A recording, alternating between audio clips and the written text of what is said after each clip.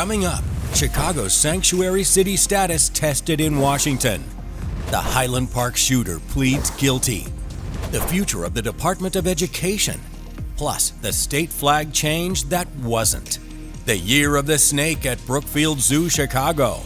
And kitchen gadgets that are out of this world. This is your Fox 32 Week in Review.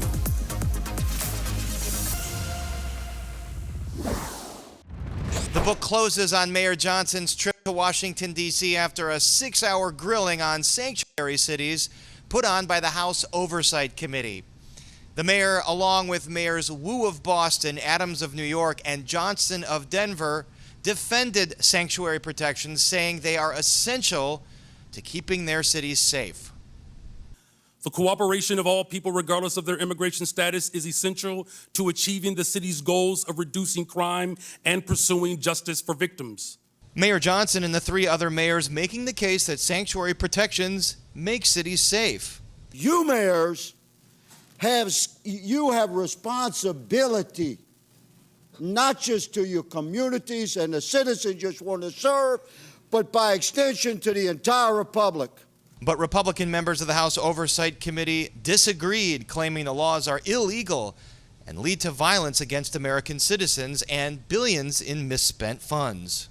Numbers. It's 1%, and if you want the actual calculation, we can make sure someone... You're the mayor. You don't have the math in front of you. It's 1% of the overall budget over the last 4 years. That's why you're a failing which mayor. is Mayor the same Adams. number. One congresswoman so unsatisfied with the mayor's answers, she took it a step further. Which is why, unfortunately, based on your responses, I'm all going to be criminally referring you to the Department of Justice for investigation. From the lone Illinois member on the committee, a starkly different line of questioning, akin to a defense attorney leading his witness. Condé Nast recently named Chicago the best big city in America 8 years in a row. A friendly amendment, best freaking city in the world, city of Chicago. Republican Congressman Brandon Gill from Texas sought to connect reports of Johnson's failure to disclose where gifts came from to his stance on sanctuary cities. Do you know who gave the city of Chicago those? Again, I was brought... I'll take that as a no. I'm reclaiming my time to respond here, sir. I am reclaiming my time. Chicago of this what a welcoming raises city serious ordinance ethical is. concerns. Meanwhile, Democrats, by and large, defended the policies. Republicans are putting these mayors between a rock and a hard place. And the reason that they're doing this is because Trump is trying to get them to do illegal things. In the crowd today, FOP President John Catanzara, who left unimpressed with the mayor's performance.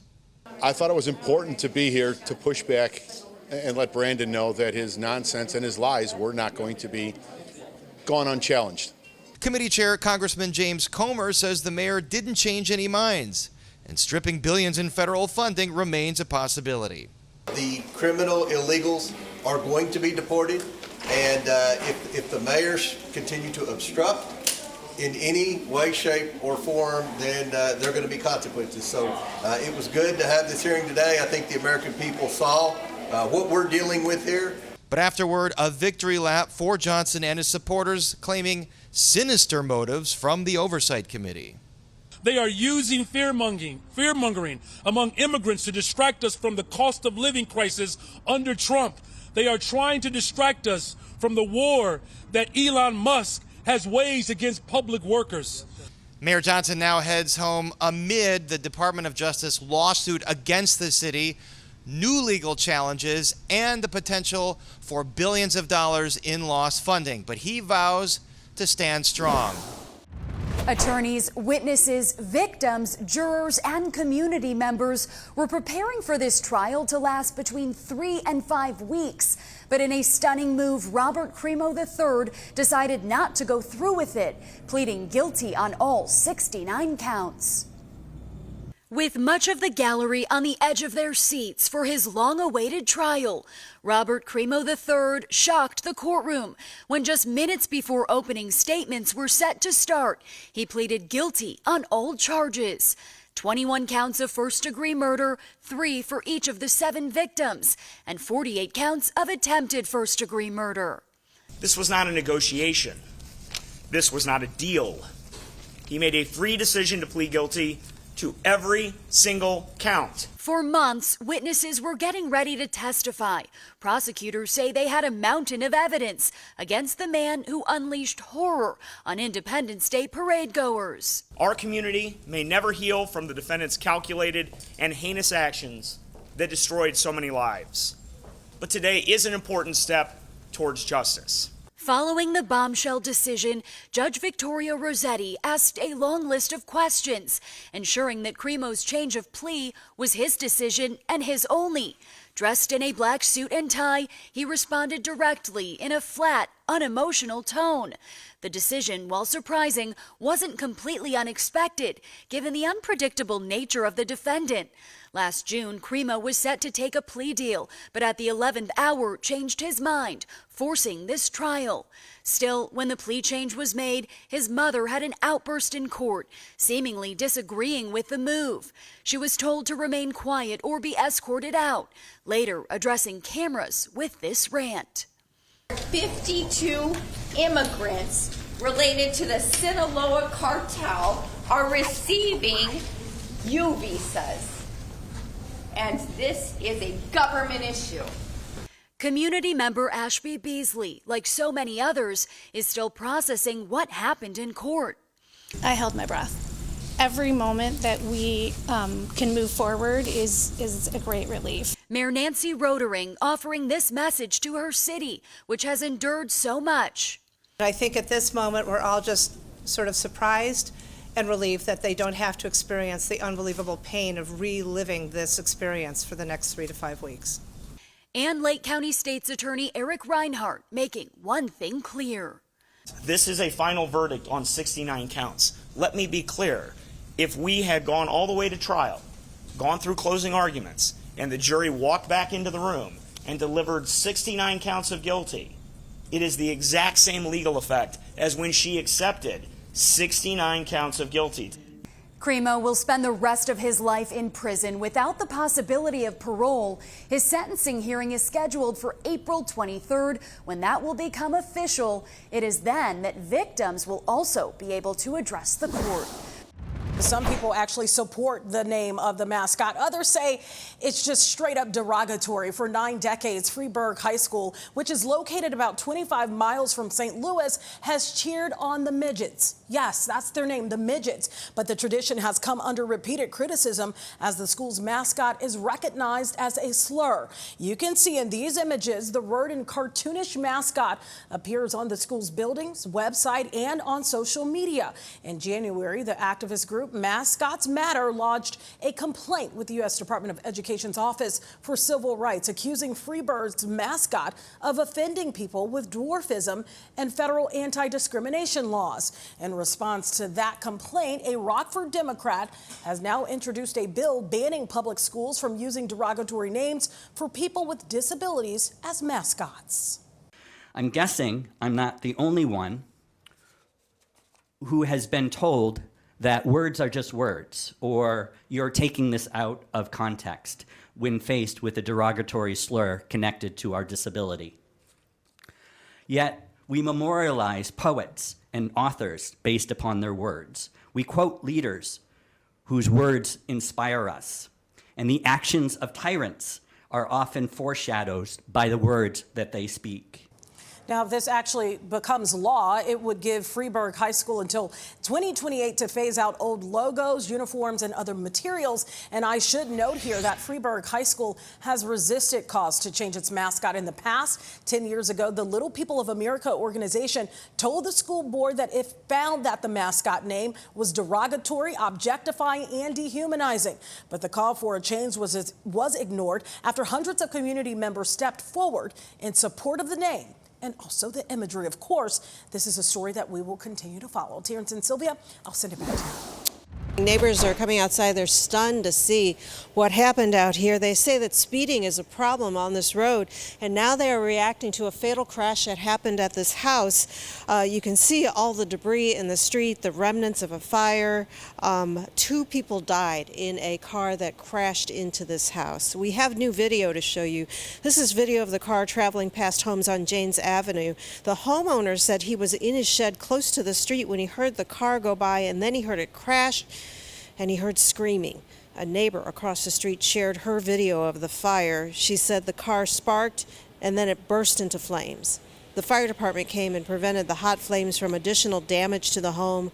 The car, a Tesla, apparently hit several trees on the way and hit a median before crashing into the house. As soon as I heard a loud bang, I saw the vehicle go right into the house. As soon as I saw that, I saw the flames, I saw the screaming, I heard the screaming.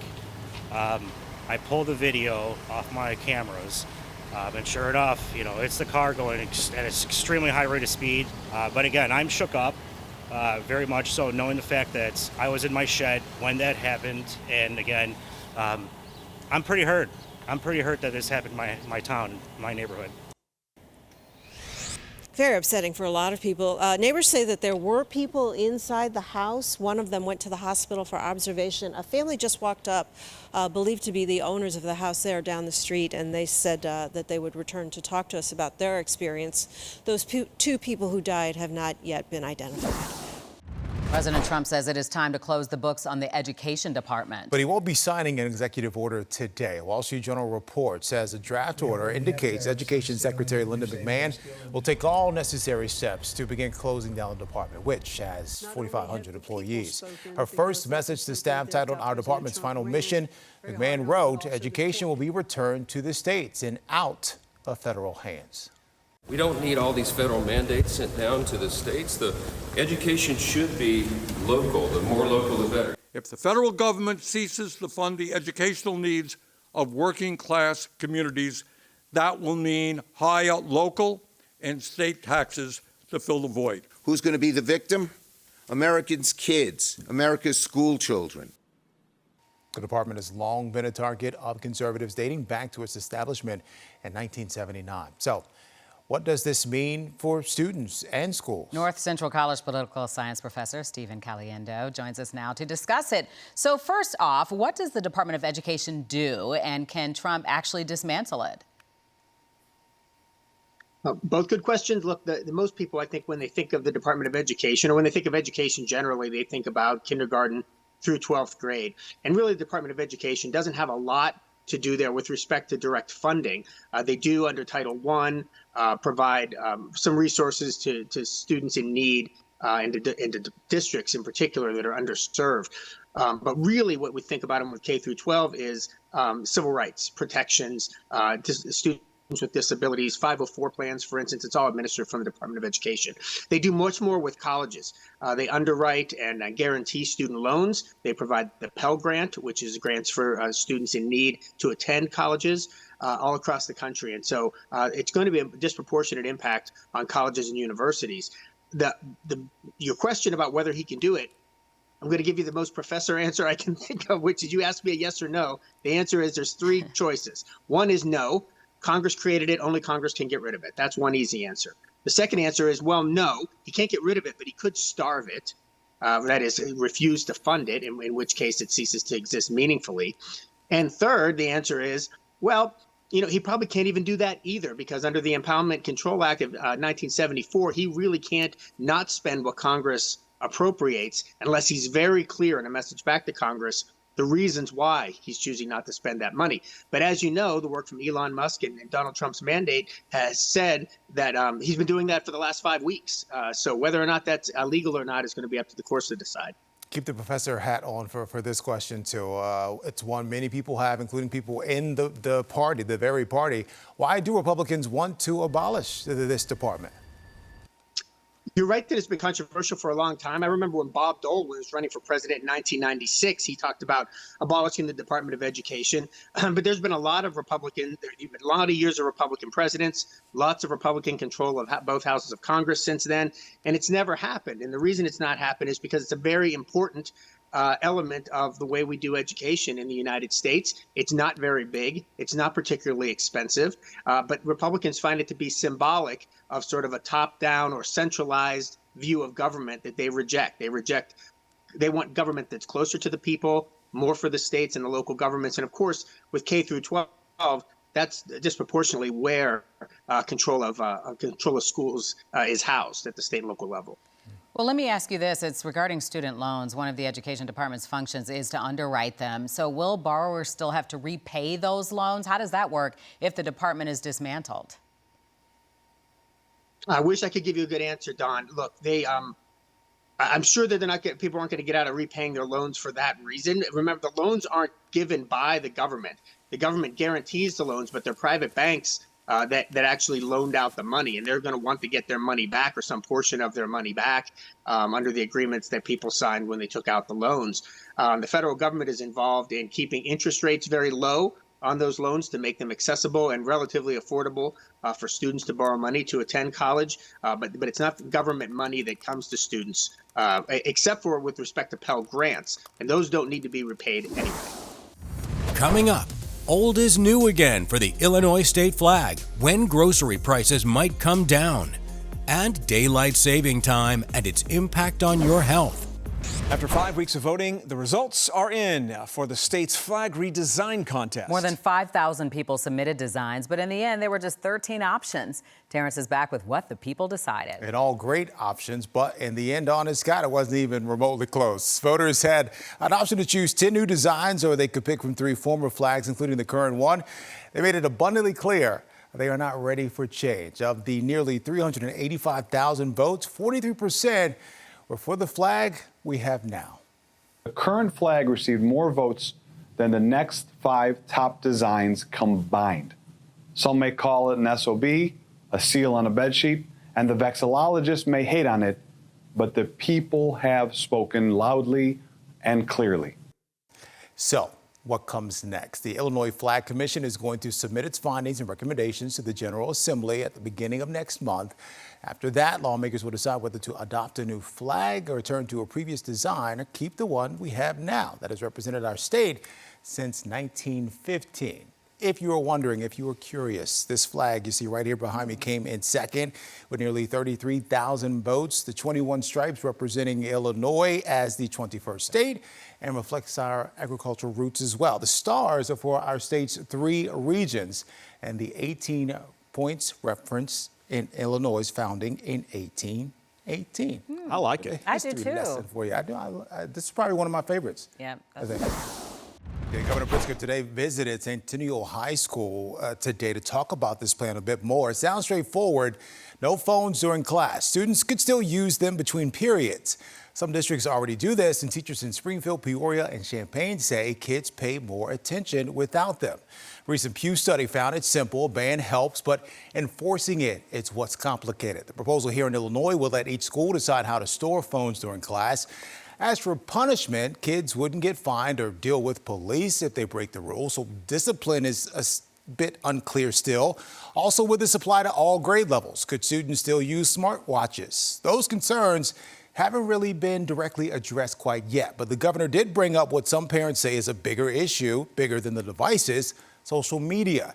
He says studies show phone bans decrease bullying and increase GPAs. Seen some examples around the country of it working, which I think is an important proof point for me that maybe we should do it here. And then in talking to educators and to parents and to students, I know students sometimes are resistant to this, but an awful lot of students understand the need for it, even if they're a little bit resistant to, to the idea of I can't use my cell phone whenever I want. 8 states, including Indiana, already restrict phones in class. In Illinois, there would be exceptions. Students could use phones in emergencies for medical reasons, or if a teacher allows it. We've listed the other special cases at Fox32Chicago.com. Rising inflation combined with the spread of bird flu, it's really driving up the cost of everyday essentials at the grocery store. Oliviana Calmes joins us from St. Louis with the latest update from the Food Industry Association. Oliviana.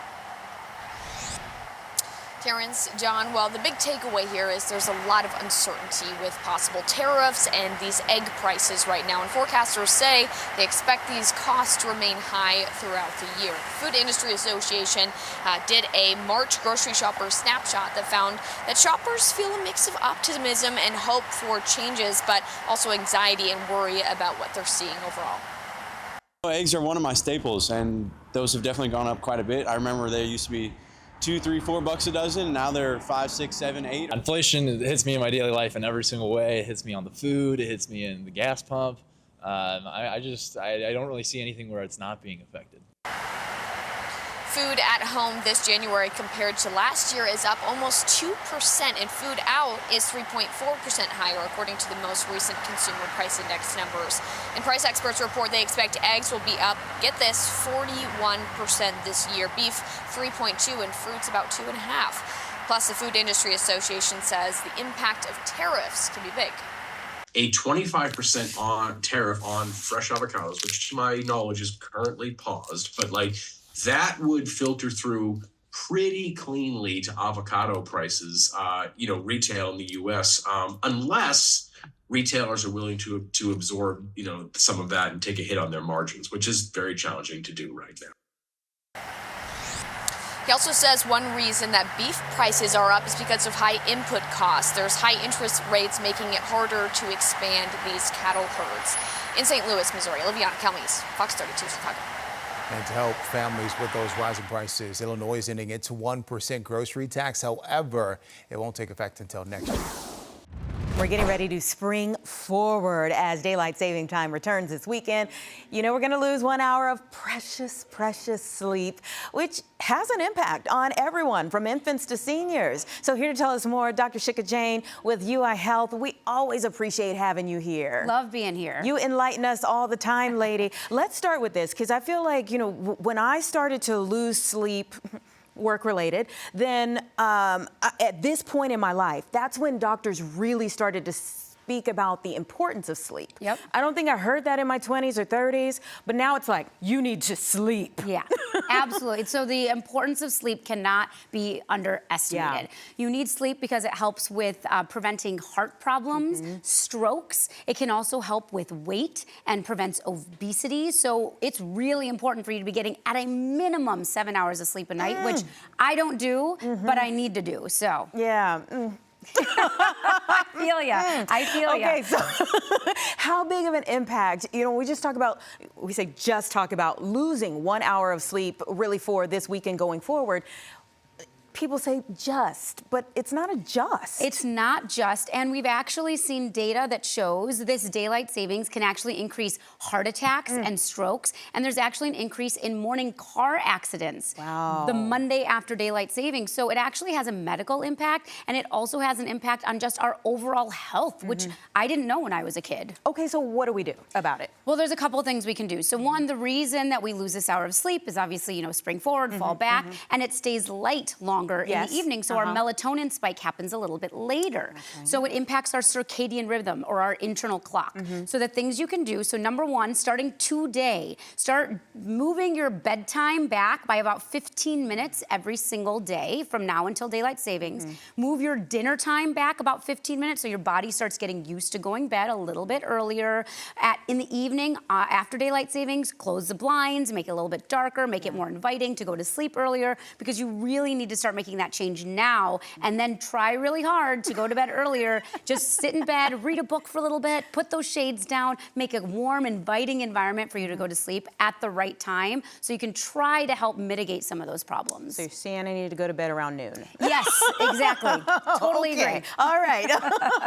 Are there any people who are more vulnerable than others? So people who are older, if you have an underlying heart problem, heart history, if you have problems with neurologic issues, if you are already overweight, all of those things can actually make you at higher risk for having these problems. If you're chronically sleep deprived, like many of us are, it can make it even harder. And again, that car accident statistic is really concerning because, again, fatal car accidents on the Monday after daylight savings have been known to increase. So all of those things. So if you're somebody like me who's chronically sleep deprived, one, start working on that year-round, but starting today, try to get at least 7 hours of sleep if you can, and try to go to bed a little bit earlier than you normally do. And of course, kids require even more sleep than we do. So, is the 15 minutes adjustment even enough for your kids? So I would say, I have 3 kids, so I'm gonna try to get them to go to bed 15 minutes earlier every day starting today, because if you do it incrementally, it's more likely they'll fall asleep. I don't know about you. My kids, when they go to bed, they are not interested in going to bed early. They're like, this is not bedtime yet.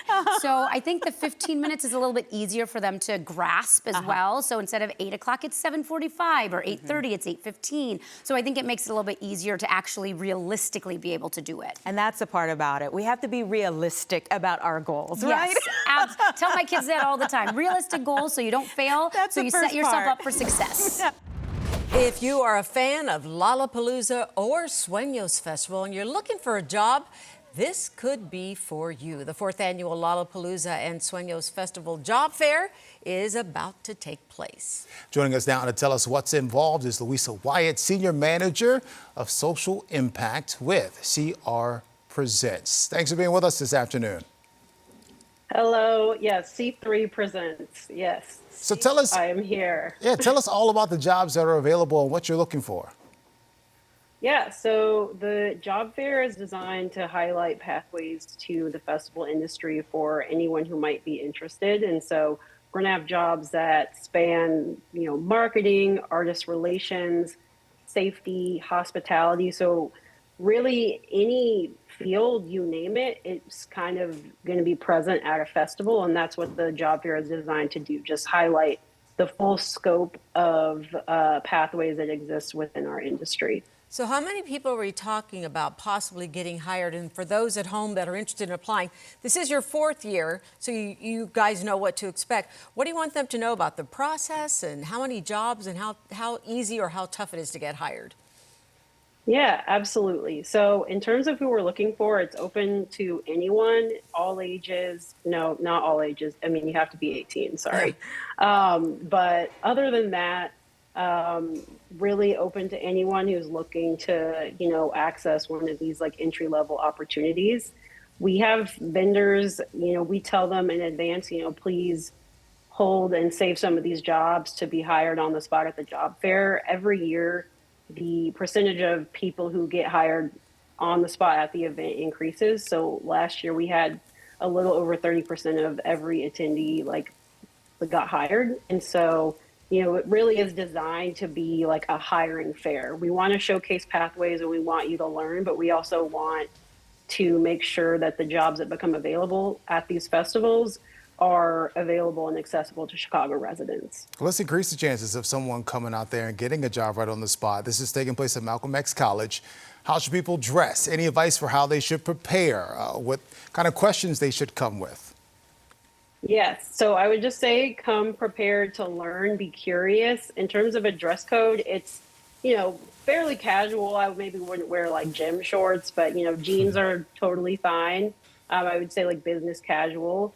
And then in terms of just like preparation, I think, just kind of really be thinking about what you like and what you are interested in doing. And if you show up at the job fair, you're going to find a vendor that's intersecting with your interests in some way. And so I think just, be prepared, be open, and be excited to learn. So don't show up dressed like Chapel Roan. Show up like you want to work with Chapel Roan. There you go. Louisa Wyatt, thank you so much. Hopefully a lot of people come out and apply. A lot of people looking for jobs out there, and you guys will be able to help them out. We appreciate your time. Coming up, seeing the snakes at Brookfield Zoo, a big blow for a local chicken farm. And a young girl goes viral for her high school hairstyles. We are celebrating the Year of the Snake here at Brookfield Zoo, Chicago. I'm with President and CEO, Dr. Mike, and we're at a location at the zoo where you can find a whole lot of snakes. That's right. So our Feathers and Scales building here at the zoo, we have about 40 different species of snakes found throughout the zoo. A couple of the ones here that we wanted to share today are our Gaboon Viper and our Aruba Island Rattlesnake. And this guy's doing what many snakes do if you were to see them in the wild. That's right. So he's an ambush predator. So he's in just sort of a sit and wait mode right now, waiting for that prey animal to come by, then going to strike. Venomous snake, so when it gets hold of that prey, it injects that venom and then lets go and waits for the venom to take effect and then goes back and catches up with its meal later. And how long are those fangs? So in this case, these guys can actually get fangs up to about this long. They're Yikes! one of the longest fangs in all snakes. So we want to move on now to one of the rarest snakes, and you can only find it in Aruba. That's right. So the Aruba Island rattlesnake, critically endangered in the wild. There's only about 200 of these snakes left in the island. They're found only on the island of Aruba, and really losing population size in a dramatic fashion due to habitat loss, interactions with people. and really are confined now to just really one protected area. So zoos are playing a really important role with that species, where they're in over 15 zoos right now in what we call a species survival program. It was the first one focused around a snake that is trying to bring that population in zoos up, and maybe to a point, hopefully at some point in the future, where we could do reintroductions back into the wild. And tell me a little bit about the two that are here at Brookfield Zoo, Chicago. Yeah, so we have two females in our habitat here at the zoo, both full-grown adults, about 8 years old. Really just a beautiful snake. They've got just this kind of dusky pattern. They blend in really nicely with the landscape in which they live. A lot of people are really frightened of snakes, but they're not like a type of animal that's going to go after you. That's right. So they don't want anything to do with people.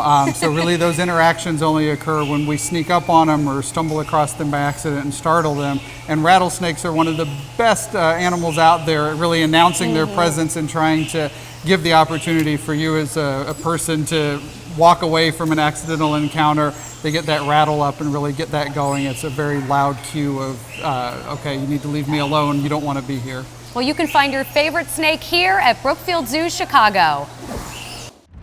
Yeah, the owners of Cockadoodle say they were always cautiously optimistic about receiving government funding in the first place, but didn't see this coming. We have a lot of work to do.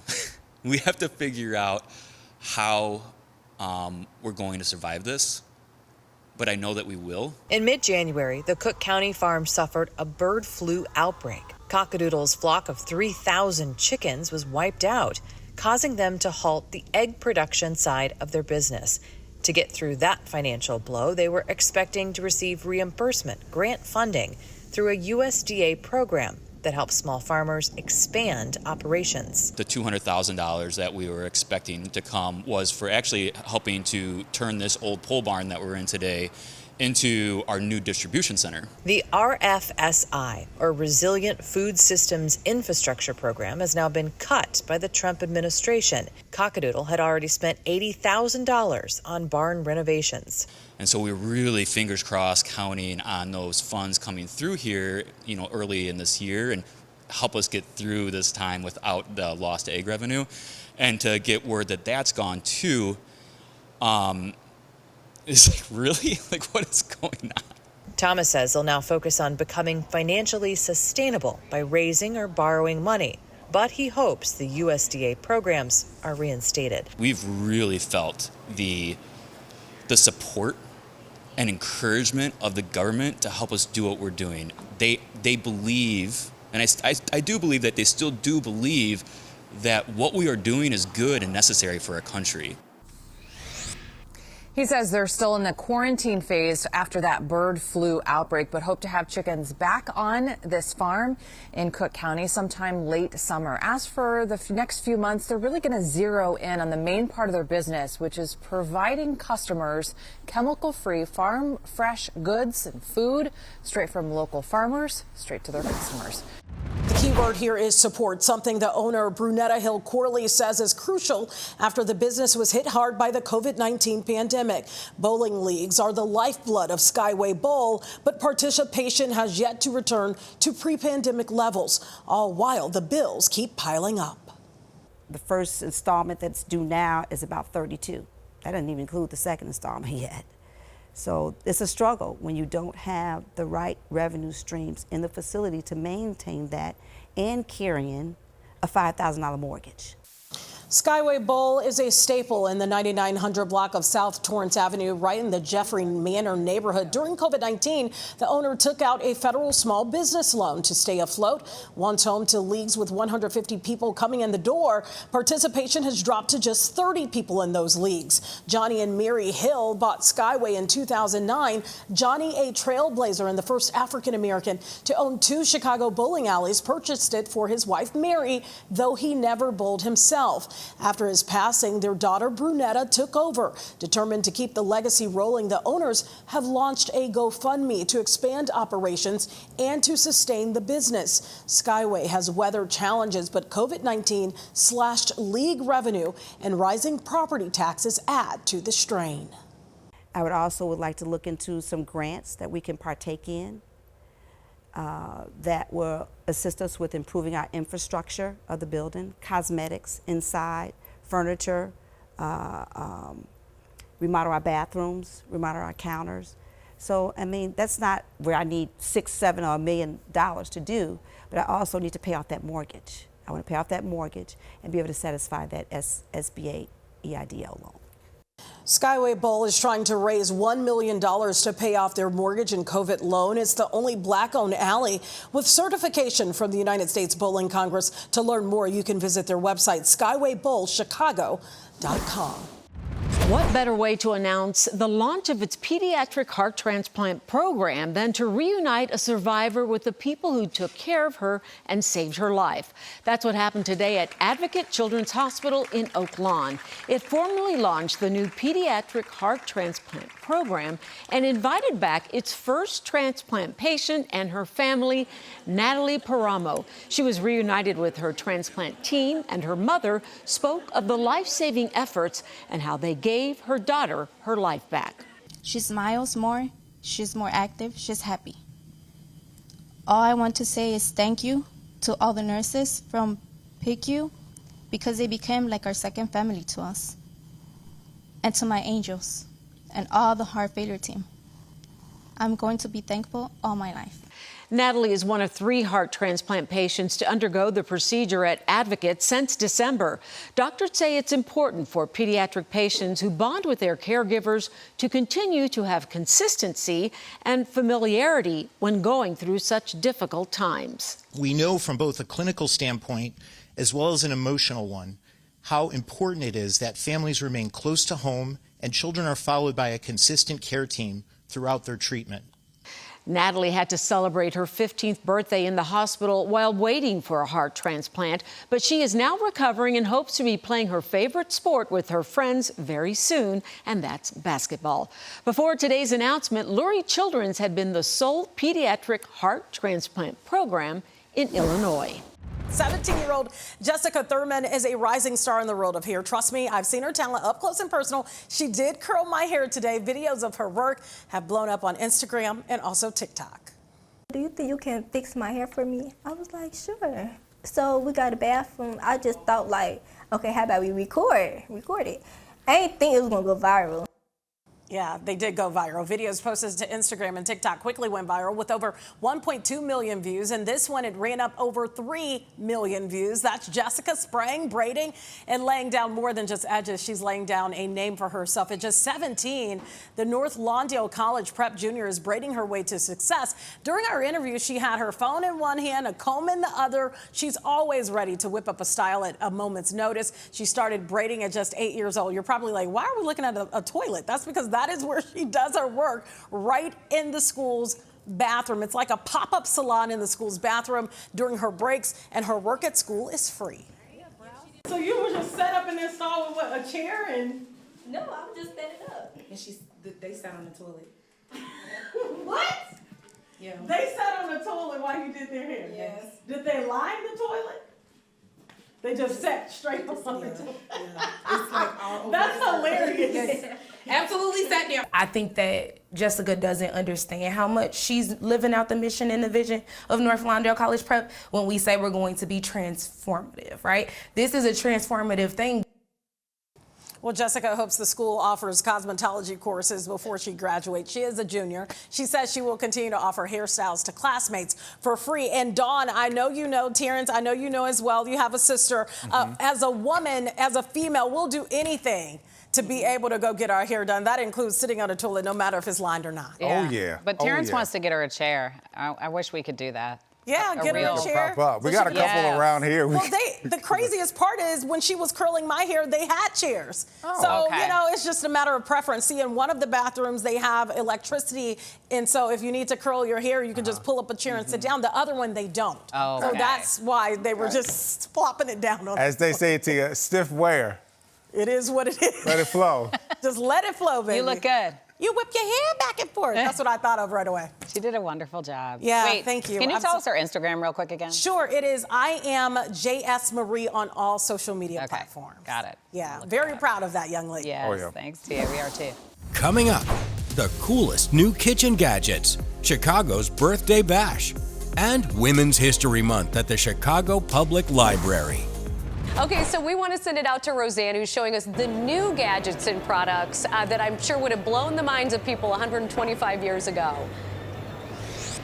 Absolutely. It makes my heart pitter-patter to see some of these really cool things that are kind of disguised in your home as cool things. Now, one great example here at the Inspired Home Show is this air purifier that also has this plant, and Michelle League with Verta Air is going to tell us a little bit about this. Hi, thank you. So Verta is a natural air purifier. It actually uses plants to purify the air. We bring sort of functionality and style together, which is nice. It dehumidifies and then recycles that water, and you can actually water your plant with that. It's an odor neutralizer, and it ionizes the air. I love the way it disguises. You know, nobody wants more clutter in the house, but it's disguised as a plant. How cool. So now I'm going to move over to Brian Kwan, because Brian has what they're calling the ultimate specialty coffee maker. So what do you want us to know about this? Yes, so this is the X Bloom Studio. This is, I would say, the best coffee machine that makes an all-in-one system. So it has a grinder, brewer, and scale. And we work with some of the best coffee roasters in the world. We make these whole bean pods. So actually inside of here, they're whole beans. The machine will grind and brew, and the recipes are made by our coffee roasters. You also can use your own coffee as well. And we have a phone app and a ton of different things there. But essentially, you can taste the same cup of coffee that you experience in your favorite coffee shop, and you can have such a fantastic coffee experience with this machine. That is pretty cool. I tell you, I think it's about the beans. The smell of that. Oh, that is divine. Now we have Howard Chu with That Inventions, and we are going to be talking about Heat That and Scoop That. Good morning, Howard. Good morning. Tell us first about the Heat That teapot. Okay, so the teapot here, you put the coaster into the microwave and heat it on high for a minute. And this beautiful teapot here will keep your tea hot for 1 hour. Oh, that's awesome. Cordless and wireless and convenient. This ice cream scoop is pretty cool too. Yes, this is also another winner. This is the hand tools winner. There are turbo fins in the back, draws ambient air energy and store that energy into the handle. This ring actually heats up so you can scoop ice cream really easily. Right, and that's the first thing you do with the ice cream scoop. At least I do at home. I stick it under hot water. This saves you the trouble. Howard, thank you for showing us that. And now you saw me showing these off earlier, because I think this is screaming for a morning show outing. Fill one of these coolers up and head to the lakefront. Here to tell us about it is Kelly Smith. Good morning. I'm Kelly Smith, president with Rover Coolers. Rover is all about the good vibes outside, having a good time. We got fun, vibrant colors. Our products feature 9-inch all-terrain wheels, making it the best rolling cooler on the market. And I just want to say one thing, thank you to the IHA and the judging committee. It's such an honor to win this award, so thank you to them. Well, they are a winner. Look at the beautiful colors and look at the attachments. You can pull out your cutting board. Maybe there's a place for your fishing pole. You can really show off with one of these babies. I like the way one of the judges put it. She is looking for items that earn their place in your kitchen and aren't just, and I'm quoting here, another piece of crap in your kitchen. So there are a lot of great ideas. Thank you for finding the time. Well, I will admit, it's not entirely unpleasant seeing you again. The Marvel superhero Daredevil is back, but not on the big screen. He's streaming right now into your home, and Jake had the chance to talk with the hero all about it. Yeah, this is always fun, because a lot of times when we're talking about these Marvel heroes, we're saying, hey, you got to take the family out to the theaters, which can be great, but it is occasionally nice to sometimes just look at your TV, press a button, and have them be on, at least for the next couple of weeks. So Daredevil Born Again, it's a new series streaming now on Disney+.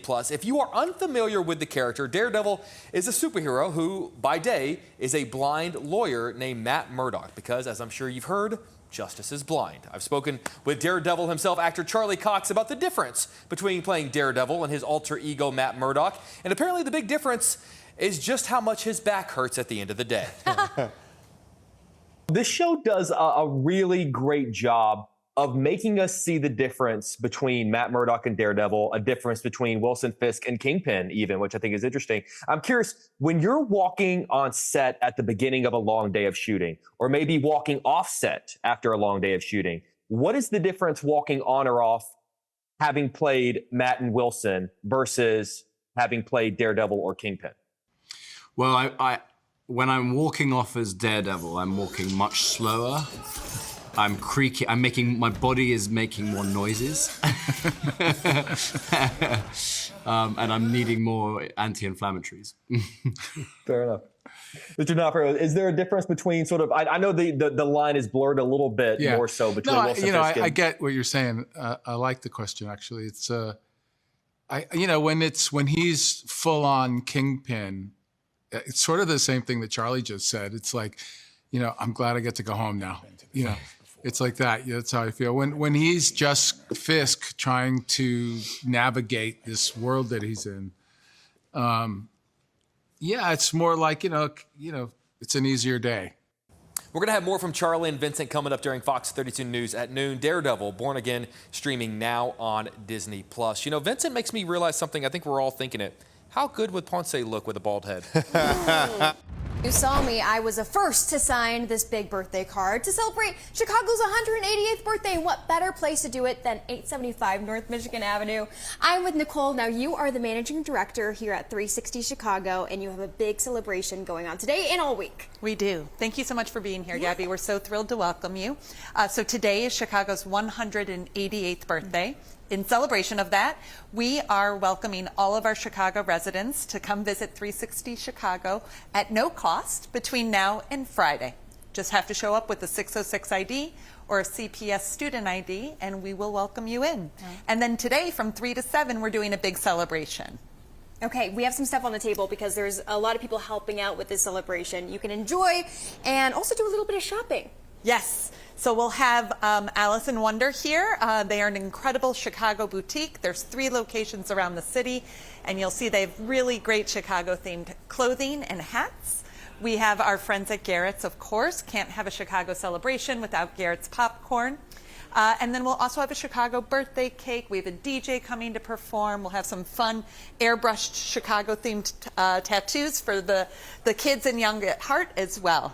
Okay, the adults. We have something special on the table over here. Should we walk over and on show them over. what we have? And now this has a very special ingredient in it, doesn't it? It does. This is called the Chicago Spirit, and it was handcrafted by our amazing team here at Cloud Bar. And it is made with Malort, dry gin, and fresh juices. And it's our way of celebrating Chicago's 188th birthday. And you said there's a certain way we have to drink this drink, right? So we're going to blow out the candle. Make a wish for Chicago. You got it. All right. And then lift it off. Ooh. And take a sip. Well, cheers first. Cheers. Huh? Thank you very much. Thank you for being here. Okay, you're up here. I just went on the tilt. Super fun. So since you're already up here, you can go over there.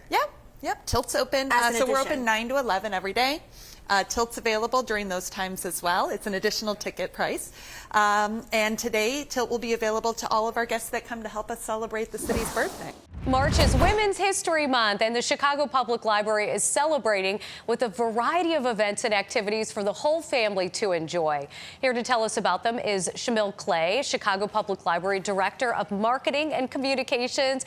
Thank you for coming in, Shamil. There's so much to dig into. 81 branches of the Chicago Public Library, and each of them is doing something really special to celebrate Women's History Month. Absolutely. So we have, our librarian has cultivated a great production of programming that's going to happen, as you said, throughout our 81 library locations. So the programming will consist of, elevating the works of women and the contributions of women throughout our history. We'll focus on literature, education, as well as performing arts throughout our programming. And give me an example of some of the things that people can see, and all for free at the Chicago Public Library. Oh my God, awesome. So we have a concert from A.B. Wertz. So she is a pianist and a composer. So she'll be at Harold Washington Library, and she will do works from different women composers of New York. So her show is titled Women of New York, and it's going to be awesome. If you have a child and you want to get them into a little bit of theater, we are partnering with Mudlark Theater. In Mudlark Theater, will kind of highlight the story of Simone Biles, the tremendous work that she's done. No performance experience is needed, so the kids can come in, do a little bit of theater activity, and enjoy hearing about Simone Biles.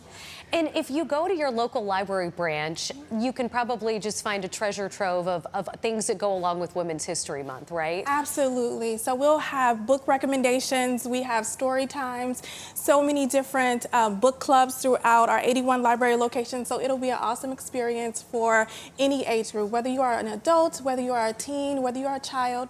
Big family, small family, there's so much to enjoy at the library with celebrating Women's History Month. And we have put a link to your website where you can find the calendar of events so you don't miss anything on our website, fox32chicago.com, right under the links you've seen on TV, so you can find it all in one place. Last question for you. Do people need a library card to visit the library? You do not need a library card to visit the library, but you should get a library card to make sure that you enjoy the resources and services that the library provides. All you have to do is go into your local library, give them the proper documentation to show them that you are from Chicago. Okay. And you can get a library card and get full access to the resources, the services, e-books, audiobooks, story times, everything that we provide at the library. Shamil, thanks so much again, and good luck this Women's History Month with all of that programming that you've got going on. Thank you for If you want to learn more about what the Chicago Public Library is doing, again, you can go to our website and check out that link. This has been your Fox 32 Chicago Week in Review, and we'll see you next week.